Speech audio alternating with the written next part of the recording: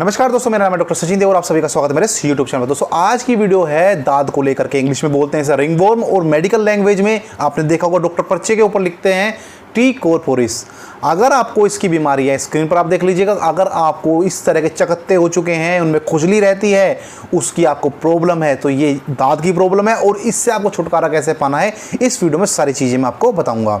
17 साल से आप ऊपर के हैं, इन दवाइयों को लीजिएगा। अगर आप कम हैं तो मैसेंजर पर आएगा और मैसेंजर पर आकर के आप मुझसे पूछ सकते हैं दवाई की मात्रा कितनी घटानी है, वो मैं आपको समझा दूंगा। लेकिन जो 17 साल से ऊपर के हैं और उन्हें ये प्रॉब्लम है, वो दवाई समझ लीजिएगा। तो ये जो होता है मेरे भाई, इससे क्या दिक्कत होती है, आपको पूरे दिन खुजली खुजली शरीर में लगती रहती है। और सबसे बड़ी दिक्कत क्या है, डे बाय डे फैलते जाते हैं। आज आपके हाथ पर है, आपने उसे खुजलाया, आपने खुजली की और दूसरी जगह हाथ लगा ले तो वहाँ पर भी हो जाएगा।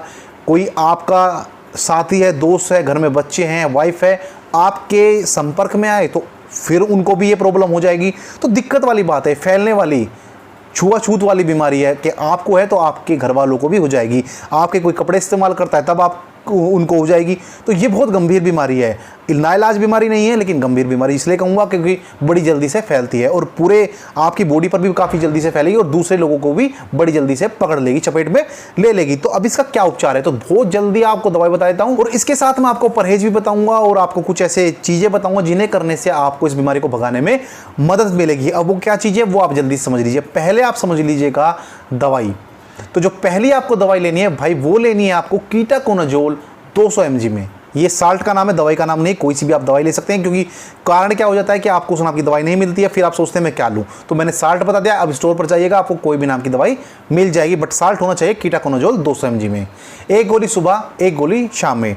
दूसरी जो टैबलेट का नाम है वो है लिवोसेट्रिजिन 5 mg में। एक गोली सुबह, एक गोली शाम में। और तीसरा जो कैप्सूल है वो है ओमिप्राजोल कैप्सूल। एक कैप्सूल सुबह, एक कैप्सूल शाम में। ये आपको कोर्स करना है, दाद कितने ही भयंकर क्यों ना हो, कितने ही कम क्यों ना हो, इसका आपको प्रोसीजर करना है, पूरा कोर्स करना है मेरे भाई। आपको जितने आपको स्किन के ऊपर दिख रहे हैं ना दाद, उतने ही वो अंदर होते हैं। यही कारण होता है कि आपने क्रीम लगाई, ठीक हो गए, फिर दोबारा उभर, क्योंकि वो स्किन के अंदर भी उतनी ही जड़ बना के रखे हुए हैं।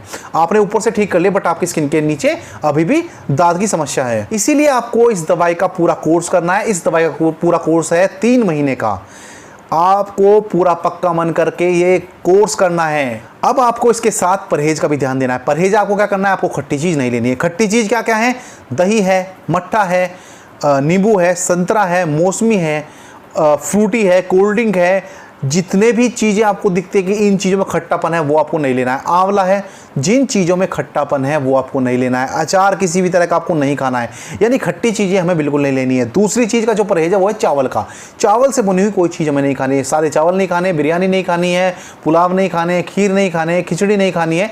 ये चीज़ आपको नहीं खानी है। इस चीज़ का आपको परहेज लेकर के चलना है।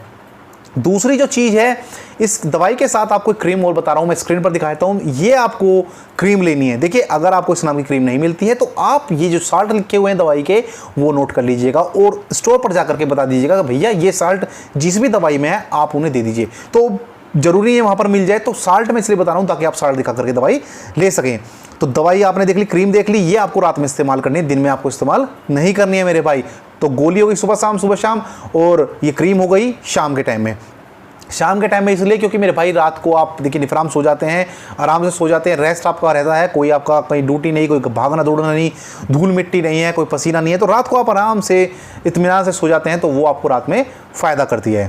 अब थोड़ा सा मैं आपको एक चीज़ और बताऊंगा। देखिए, परहेज तो मैंने बता दिया, एक चीज़ और सावधानी का ध्यान रखें। जो आप कपड़े इस्तेमाल करते हैं, जैसे आप शर्ट पहनते हैं, पैंट पहनते हैं, साड़ी, सूट, जो भी आप पहन रहे हैं, अगर आप इन चीज़ों को पहनते हैं तो आपको धोने का तरीका बता दूँ। कपड़ों को उबलते हुए पानी में धोना है। उबलते हुए पानी का मतलब ये नहीं कि कपड़े डालकर उसे उबालना है। मेरा कहने का मतलब था काफ़ी तेज़ गर्म पानी होना चाहिए, उनमें आप डुबो करके रख दीजिए और उसमें एक ढक्कन डेटॉल का डाल दीजिएगा। उसे डाल करके उसमें छोड़ दीजिएगा, फिर निकाल करके उसमें आधा घंटे बाद उन्हें साबुन से, कोई भी साबुन जो कपड़े धोने की, आप उन्हें धो लीजिएगा। तो ये आपको काम करना है कि कपड़े आपको हमेशा गर्म पानी में भिगो करके डेटॉल डाल करके रखना है आधा घंटा और फिर साबुन से उसे धो देना है। दूसरी चीज़ का क्या ध्यान रखा है कि आप तंग कपड़े ना पहने। कभी कभी क्या होता है कि जो पैरों से, जांघ से ऊपर जब आपको दांत की समस्या हो जाती है तो वहाँ पर सबसे बड़ा कारण क्या है कि आप तंग कपड़े पहनते हैं, पसीने ज़्यादा आते हैं, सफाई का ध्यान नहीं रखते हैं। वो से कहते हैं जी मैं तो 3-3 4-4 बार नहाता हूँ। भाई वो सफाई नहीं होती।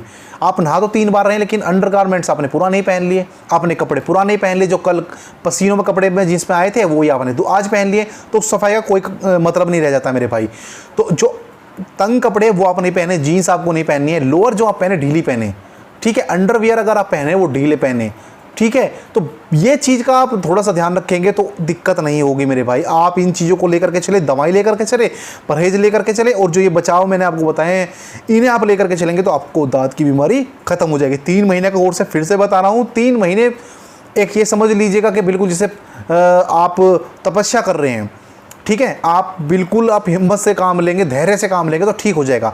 आप ये मत समझे 3 महीने बहुत लंबा समय, मैं कैसे करूँ। आप कर सकते हैं अगर आपको रोग खत्म करना है। क्योंकि मेरे पास जो पेशेंट आते हैं वो यही शिकायत करते हैं कि जी पहले महीने में ठीक हो गया था, फिर उभर गया। वो उभर इसलिए गया, दवाई आपने छोड़ दी और फिर से वही खाना पीना वही शुरू कर दिया।